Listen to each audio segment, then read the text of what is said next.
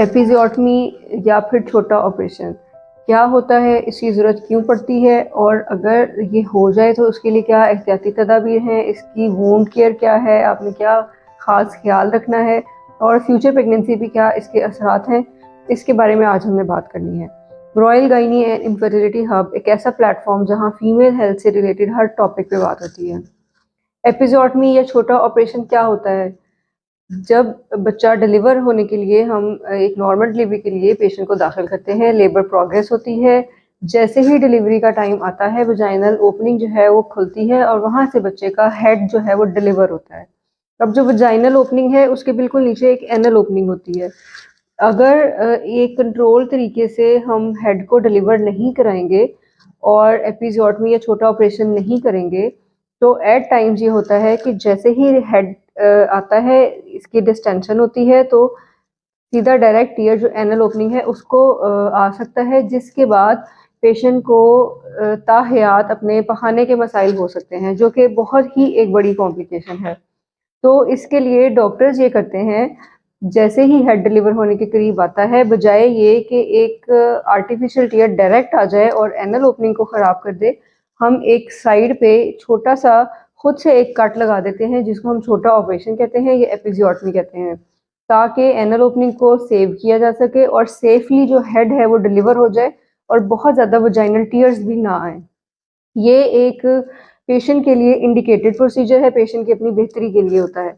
इसको करने का कोई नुकसान नहीं होता। इसकी पोस्ट ऑप जो वुंड केयर है वो इम्पॉर्टेंट है, वो हम आपको बताते हैं कि कैसे करनी है।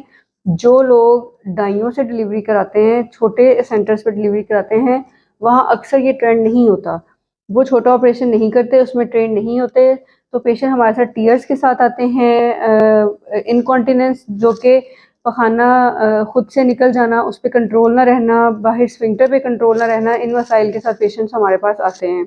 और इसका एक और भी एक कॉम्प्लिकेशन होती है कि वजाइनल ओपनिंग टीयर्स आके और फिर खुद ही से हेड डिलीवर होने के बाद छोटे मोटे जो लेजरेशन हैं वो आके वो थोड़ी वाइड हो जाती है, जिसके बाद पेशेंट्स को वजाइनल टाइटनिंग प्रोसीजर्स की तरफ जाना पड़ता है। तो ये एपिज़ियोटमी इंतहाई सेफ प्रोसीजर है, जो कि वजाइना की जो ओपनिंग है उसकी शेप भी बरकरार रहती है। जब हम स्टिचेस लगाते हैं उसकी एक नॉर्मल जो शेप है उसको रिस्टोर कर देते हैं, ताकि पेशेंट को बाद में वो अपनी जो सेक्शुअल लाइफ है उसमें भी मसाइल पैदा ना हों।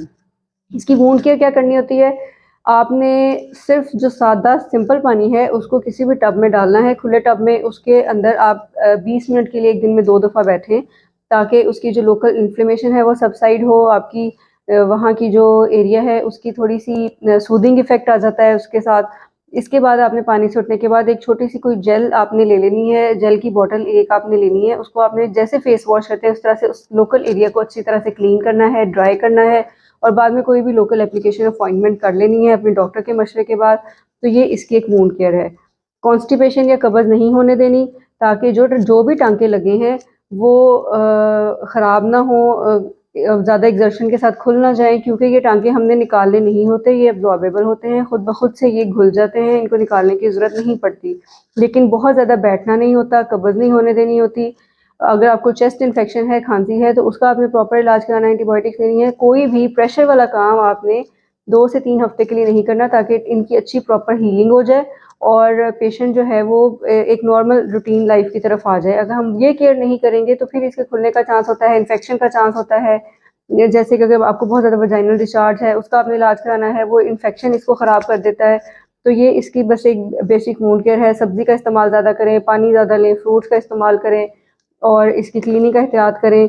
बच्चे को लेके बहुत ज़्यादा देर तक ना बैठें, फीड कराएँ, लेट जाएँ। इसमें प्रेशर आपने जो है ना वो कम से कम रखना है। नेक्स्ट डिलीवरी जो है उसमें भी इसका कोई इम्पैक्ट ख़ास नहीं होता, वो भी एक आम नॉर्मल लेबर की तरह हम उसको प्रोग्रेस कराते हैं और जैसे ही डिलीवरी का टाइम आता है दोबारा एक और एपिज़ोटमी देके या छोटा ऑपरेशन करके वो डिलीवरी आसानी से कराई जा सकती है, इसका कोई नुकसान नहीं। लेकिन अगर ये टीयर खुद नहीं दिया गया, आपको आर्टिफिशियल टीयर खुद ही से आ गया है और आपकी जो है एनल ओपनिंग है उसको ख़राब कर दिया है और वो सारा एक प्रोसीजर हुआ है, तो फिर तो वजाइनल डिलीवरी कॉन्ट्राइंडिकेटेड होती है, वो हम नहीं करा सकते, फिर हमें ऑपरेशन की तरफ जाना पड़ता है। तो इसलिए जहाँ से भी डिलीवरी कराएं अच्छी जगह से कराएं, इसको इम्पोर्टेंट समझें, ताकि आपकी एक प्रॉपर एपिज़ोटमी दी जाए, प्रॉपर उसकी रिपेयर की जाए, वूंड हीलिंग के बारे में गाइड किया जाए ताकि आपकी फ्यूचर प्रेगनेंसी और फ्यूचर लाइफ जो है वो सेव हो सके।